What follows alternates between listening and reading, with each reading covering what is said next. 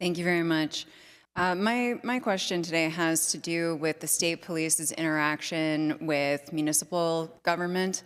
So we know that roughly half of Pennsylvania's in excess of 2,500 municipalities are using the services of the state police as their police, and over 400 of those municipalities have some sort of a combination of local police and state police coverage.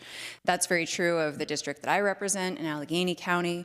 Last spring, we had an incident at Jesus Dwelling Place Church, which unfortunately was not what I wanted my district to get national news coverage for, but a young man stepped into the center aisle of a church during services on a Sunday morning and fired his gun at the pastor.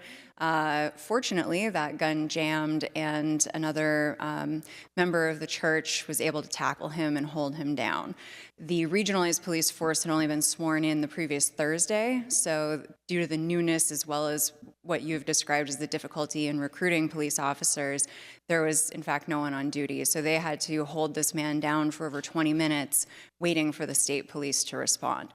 Now, while we are incredibly grateful for the state police's ability to respond, I am concerned about those wait times. So knowing that you're not seeking funding in this year's budget from municipalities for those services, is there a long-term plan on how to cover these types of issues so that we don't have a 20-minute delay? So in terms of a funding model, not one that we're aware of, prepared to discuss today. The pivot issue that I would say would be in this year's proposed budget is the removal of the complement cap. So the money to hire troopers that we have up against that enlisted complement, along with response time. So I would take a step back and say, as you're well aware, I think there are about 90 regionalized police departments, which we would try and support that along with our over 1,000 municipal partners, but the vast majority of those are 15-person or less operations. Given the 80+% of the 45,000 square miles of the Commonwealth to which we respond, we do at times struggle with response time. Thankfully, I'm aware of that incident. And I would say to you that our ask is that we look at the complement cap.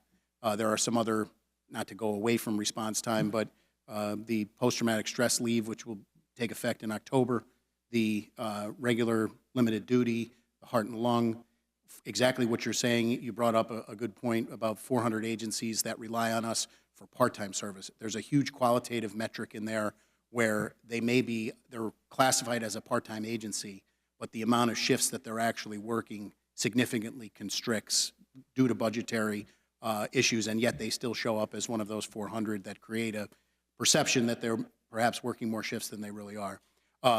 And as we deal with that constriction, I would say over the last 9 years, we can say probably close to 4 dozen agencies are no longer in existence that were providing police services 9 years ago.